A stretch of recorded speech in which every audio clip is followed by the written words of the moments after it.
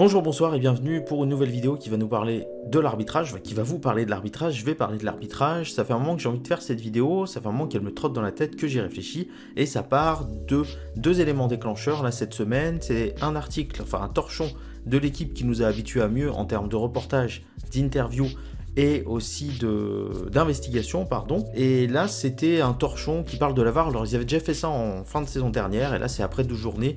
Quels clubs sont favorisés, défavorisés par les décisions de la VAR, en tout cas les changements de décision de la VAR par rapport à la décision initiale de l'arbitre. Ça n'a ni queue ni tête, puisque quand un arbitre, par exemple, décide qu'un attaquant dans la surface a simulé n'accorde pas pénalty et la VAR, elle, accorde un pénalty, ou inversement, c'est pas défavoriser ou favoriser l'équipe, c'est juste rendre le jugement juste auquel a droit le football tout simplement. Donc, et puis il y a cette espèce de connotation de favoriser défavoriser qui joue sur les sentiments, sur l'émotionnel des supporters, des spectateurs et des lecteurs, et ça je trouve ça très malsain. Et la deuxième chose, c'était pendant le match Atalanta-Manchester City, le commentateur qui était très bon, soit dit en passant, sur RMC Sport 5, alors je sais plus son nom, je sais pas qui c'est en fait du tout, mais il était très bon, d'autant plus qu'il était tout seul pour commenter le match.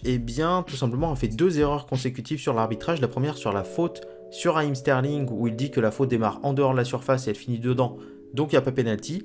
Alors que si, quand une faute finit dans la surface, peu importe où elle a commencé, il y a pénalty. Et la deuxième, c'était sur la main qui a fait que Manchester City a eu un pénalty raté par Gabriel Jesus. Il a dit que toutes les mains, de toute façon, toutes les mains maintenant sont sifflées et il y a pénalty. Alors non, ce sont pour les mains offensives, toutes les mains offensives qui amènent un but par exemple sont sifflées, qu'elles soient volontaires ou pas. Pour les mains défensives, donc qui pourraient amener un pénalty parce que le défenseur a fait main dans la surface, il y a toujours cette connotation de main volontaire, décollée du corps. Il y a toujours ces petites choses là, c'est pas vraiment décollé du corps, c'est volontaire. Enfin bon, on va pas épiloguer sur la règle pointilleuse, mais en tout cas, les nouvelles règles dues aux mains s'appliquent aux mains offensives, et je vous mets bien entendu dans la description les lois du jeu, vous les verrez toutes, et c'est la meilleure source d'information pour interpréter un match, un arbitre, une décision arbitrale. Alors ici on va pas parler de la VAR, si vous voulez voir de la VAR, je vous mets en description la vidéo d'Ultimo Diez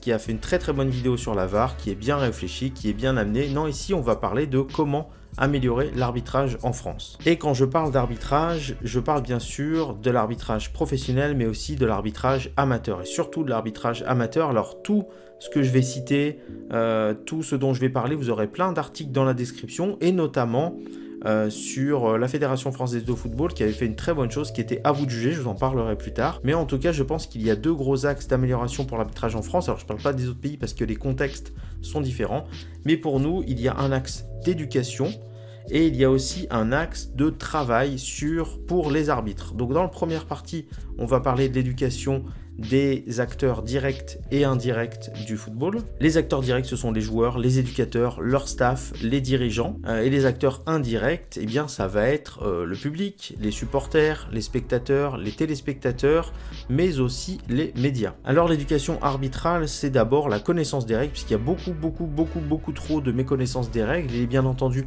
plus facile d'aller demander l'avis ou d'aller regarder l'avis sur les réseaux sociaux ou d'écouter un expert sur une émission audiovisuelle que d'aller se renseigner à la source, c'est-à-dire les lois du jeu, pour se faire un avis tranché, parce qu'en fait, je pense aussi que les gens ne veulent pas forcément d'avis tranché sur l'arbitrage qui vient d'avoir lieu pour leur équipe, mais ils veulent se conforter dans l'idée que leur équipe s'est fait avoir si une décision arbitrale a été défavorable à leur équipe. Elle ne les a pas défavorisés, mais elle a été défavorable à leur équipe. Et je pense qu'il est important de travailler sur les connaissances arbitrales et aussi la pratique. Et pour ça, j'y vois plusieurs manières. La première, c'est pour les médias et le grand public. Tout simplement, dans les émissions, il pourrait y avoir des quiz sur les lois du jeu. Il pourrait y avoir aussi une partie des émissions foot qui soit consacrée aux lois du jeu. Et surtout, on pourrait arrêter d'épiloguer dans les médias en disant tout et n'importe quoi. Tout le monde a la parole et dit un petit peu n'importe quoi, un petit peu ce qu'il veut et son interprétation des règles du jeu. On a des possibilités d'avoir des experts qui connaissent rigoureusement les règles du jeu, mais surtout on a les possibilités d'avoir les règles du jeu en émission,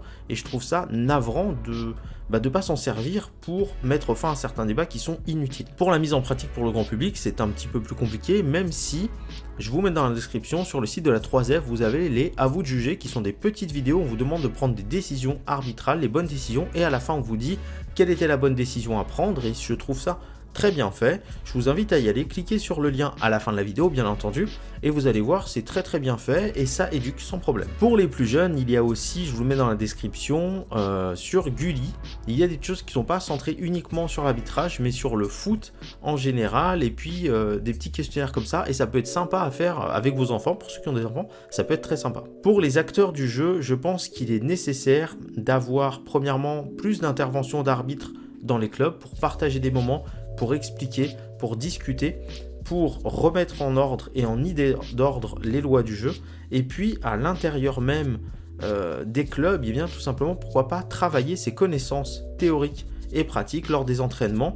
Tout simplement, il est possible de faire par exemple des petits quiz lors des étirements à la fin de l'échauffement et avant l'entraînement. C'est des étirements courts qui prennent pas beaucoup de temps, et donc il est possible de faire des petites quiz, de poser de la part de l'éducateur des questions aux joueurs, et pourquoi pas inversement, ça peut être un jeu rigolo. Pourquoi pas de faire des petits quiz quand il s'agit, je sais pas moi, deux capitaines qui vont faire leur équipe à la fin du match ou pour un jeu, quelque chose. Je pense que c'est largement possible, et c'est largement possible de le mettre en pratique tout simplement en faisant des mini-jeux, des mini-matchs où il est nécessaire d'avoir un arbitre, et en faisant tourner, je sais pas moi, par exemple quand on travaille du jeu à 3, du jeu à 4, du jeu à 2, du jeu défensif contre offensif en petits groupes, eh bien il est possible à l'intérieur d'avoir un joueur qui est arbitre et pourquoi pas va analyser les situations au fur et à mesure. Ça peut être sympa de débriefer aussi là-dessus, ça prendra pas plus de temps, mais ça peut être très intéressant. Et dans ce cadre-là, j'entends que les clubs, les comités départementaux, les ligues et la Fédération française de football, il faut aussi éduquer les parents, les accompagnants. C'est vraiment essentiel puisque dans le football amateur, les accompagnants sont les premiers supporters. Et alors moi j'ai jamais fait de foot en club, mais j'ai longtemps entraîné en basket et joué en basket, et je peux vous dire que y a plein de parents, et c'est pareil dans le foot amateur parce que j'ai déjà vu des matchs de foot amateur et notamment des matchs de jeunes qui sont impossibles au bord du terrain, qui disent tout et n'importe quoi, et je pense que les intégrer là-dedans pour la connaissance des règles du jeu, c'est déjà une première chose. La deuxième chose, c'est en termes de civilité, c'est-à-dire que l'arbitre fait partie du jeu, qu'il a la possibilité de faire des erreurs comme les joueurs, l'entraîneur, n'importe qui est acteur direct du foot, peut faire des erreurs et qu'elles ne sont pas forcément plus graves dans un match. Quand votre attaquant manque le but, quand votre gardien fait une mauvaise sortie, quand votre défenseur rate son tacle, quand votre milieu de terrain manque sa relance, prend un carton rouge,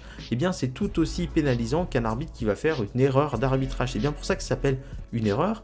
Il ne faut pas qu'il y en ait trop, sinon l'arbitre est jugé pas à la hauteur de l'événement, un petit peu comme un joueur, s'il fait trop d'erreurs, ça devient une faute, mais une erreur n'est pas une faute en soi. Et ça, il faut bien en prendre conscience, et je pense qu'il faut éduquer les gens, qu'ils soient acteurs directs ou indirects du football, là-dessus, et qu'il ne faut pas non plus se focaliser dans les médias à fond. C'est trop simple d'aller, et la première chose qu'on analyse, c'est les potentielles erreurs d'arbitrage, avec notre propre interprétation, bien entendu, pour les experts et pour les téléspectateurs. Et ça, je trouve ça vraiment dommage, parce qu'en fait, je pense que pour certaines émissions, c'est aussi un moyen de se dédouaner du fait de manquer d'arguments pour juger du match en termes de tactique, de technique, en termes d'intensité, en tout cas sur les termes du jeu, et que c'est plus simple de passer 15 minutes à parler d'une erreur d'arbitrage que de passer 15 minutes à parler du jeu en lui-même. Donc voilà, vous voyez un peu la chose, l'axe de direction, c'est vraiment mettre en avant les connaissances théoriques et pratiques, et surtout l'importance que l'arbitre a dans le jeu et qu'il a le droit de se tromper. Maintenant, pour les arbitres et leurs instances, bien entendu, qui sont à la fédération ou à la ligue, il est temps d'agir et tout simplement de se montrer sous un autre jour. Le premier, c'est d'être plus pédagogue et en même temps plus strict. Alors je m'explique, on peut être beaucoup plus strict sur un terrain de foot quand on est aussi pédagogue. Et être pédagogue, c'est accepter de discuter avec les capitaines, et uniquement les capitaines, de certaines situations pour les expliquer, comme ça se passe au rugby quand l'arbitre siffle une pénalité ou met un carton jaune ou met un carton rouge, il appelle les capitaines et il explique ce qu'il a sifflé et pourquoi il l'a sifflé. Et c'est aussi très important d'être plus strict d'un autre côté et surtout d'avoir une ligne directrice commune, parce que c'est pas le cas. Je vous remettrai la vidéo de Didier Roustan qui parlait des pieds sur la ligne ou maintenant du pied sur la ligne pour le gardien pour les pénaltys. Et rappelez-vous de ce match France-Nigeria à la Coupe du Monde féminine cette année, hein, c'était là, enfin 2019, pour ceux qui voient la vidéo en 2020, bah, c'était l'année dernière, voilà, puis c'est tout. Et bien l'arbitre en avait pris plein la tronche parce que, eh bien, elle avait sifflé et la VAR avait vu que le pied était 5 cm devant les lignes, donc il fallait retirer le penalty. Les gens avaient trouvé ça honteux parce que ça se jouait pas à grand chose, que c'était ça. Mais c'est un problème, c'est-à-dire que cet arbitre passe pour la pierre des chieuses, alors que ce sont tous les autres arbitres maintenant qui laissent faire, comme avec les 2 pieds sur la ligne, et ce sont eux qui sont laxistes. Il y a un truc qui est au rugby, alors je parle beaucoup d'autres sports, et notamment du rugby, mais il y a un truc qui est au rugby, qui est que il n'y a pas entre guillemets de sorte de présomption d'innocence. Quand un joueur le fait, il le fait sciemment, en connaissance du règlement, et s'il le fait, eh bien on peut considérer que c'est volontaire. Je vais penser par exemple à l'en avant volontaire, c'est-à-dire qu'il y a certains types d'en avant où quand vous tapez le ballon et qui va là, c'est pas un en avant, c'est une pénalité qui est donnée, eh bien on va pas chercher à comprendre si le joueur a faim ou s'il n'a pas fait exprès ou s'il l'a fait exprès. Non, on va considérer qu'il l'a fait exprès parce que sinon ce serait trop simple qu'un joueur fasse semblant de ne pas faire exprès alors qu'en fait il l'a fait exprès, du coup on sanctionne et je pense que ce serait bon, ça dans le foot, ça éviterait des comportements qui sont mauvais et surtout qui influent sur le football amateur parce que les jeunes joueurs sont friands du football professionnel et ça c'est vraiment dommageable. Donc il faut sanctionner plus durement certains mauvais comportements anti-jeu et d'un autre côté être plus pédagogue, aller discuter avec les capitaines, expliquer ses choix et pourquoi pas comme les arbitres de rugby avoir le micro pour que on nous entende à la télé, pour que on entende ce discours-là de la part des arbitres. Ensuite c'est dommage et là je vous mets la vidéo en lien de Tony Chaperon, c'était il y a 1 an à peu près sur Téléfoot, il avait fait une très très bonne interview et je vous mets aussi un article d'un arbitre professionnel, alors ça date un petit peu et je sais plus, c'était au Red Star je crois, enfin bon, et qui explique certaines choses, mais je trouve vraiment dommage que les arbitres ne puissent pas vraiment s'expliquer ou ne puissent pas du tout s'expliquer après un match, avoir leur petit moment 5 minutes pour expliquer un petit peu leur choix devant le grand public et surtout que même si un arbitre a pris une décision qui est une erreur, s'il explique sa manière de penser, ce qui l'a amené à prendre cette décision, même si c'est une erreur, elle sera plus compréhensible. Donc ça c'est vraiment très très important. La communication, la pédagogie, le fait d'être sur la même ligne directrice, je ne comprends pas que le foot soit encore autant soumis à l'interprétation individuelle arbitrale. Je pense que c'est une très très mauvaise chose parce que du coup il n'y a pas de ligne directrice, du coup on ne sait pas sur quel pied danser. C'est un petit peu pour comparer comme dans FIFA, quand vous avez différentes vitesses ou manières de jouer, que vous soyez sur FUT, en FUT Champions, que vous soyez en draft ou que vous soyez sur le jeu standard sur FIFA avec les équipes standards, c'est différentes manières de jouer, du coup on ne sait plus trop sur quel pied lancer. Et bien là c'est exactement la même chose, il faut vraiment réduire cette interprétation individuelle de l'arbitre. Voilà, je pense que la vidéo a été assez longue et que j'ai exprimé mon point de vue comme il le fallait. N'hésitez pas à me donner vos retours dans les commentaires, à me dire si vous avez d'autres idées, mais pour moi ce qui prime vraiment c'est l'éducation, c'est la communication, c'est la transparence, c'est des lignes directrices dans l'arbitrage. Ce sont des choses qui viennent en amont et qui ne sont pas de l'élitisme footballistique parce que pour moi, tout ce qui est mis en place pour l'instant pour arranger l'arbitrage, eh bien, n'arrange que le football de l'élite, le football des premières divisions, le football des coupes européennes, en tout cas des coupes continentales ou intercontinentales. Et c'est dommage parce qu'on ne pense pas du tout, quasiment pas, au foot amateur là-dedans quand on parle de ça. Et surtout, je trouve que la Fédé et les instances arbitrales nationales ne communiquent pas assez sur ce qui est fait, les journées de l'arbitrage, les semaines de l'arbitrage, les choses comme ça. Ils ne communiquent pas assez dessus pour montrer qu'il y a des choses qui sont faites, mais il faut aller encore plus loin.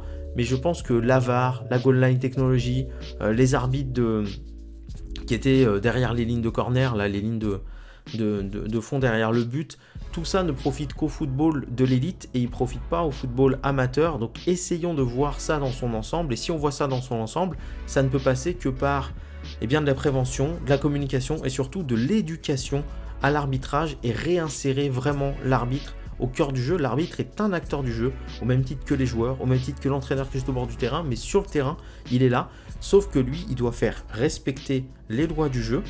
il doit être strict et en même temps pédagogue, donc il faut arriver à ça et à remettre l'arbitre dans le cœur du jeu et plus à le dénigrer. Et il faut bien entendu que les arbitres fassent l'effort de leur côté, des instances arbitrales, pour que ça arrive. En tout cas, si la vidéo vous a plu, n'hésitez pas à la partager, à me dire vous les idées que vous avez pour améliorer l'arbitrage dans leur ensemble en commentaire. Et puis je vous invite à vous abonner, qu'on soit de plus en plus nombreux, encore plus en plus nombreux. Ah, merci au fait, les 1500 abonnés, c'est vrai qu'on y est arrivé, ça fait extrêmement plaisir. La chaîne grandit de jour en jour là en ce moment, donc ça me fait plaisir. En plus, je fais ce que j'aime, j'ai un rythme que j'adore, donc je prends vraiment du plaisir.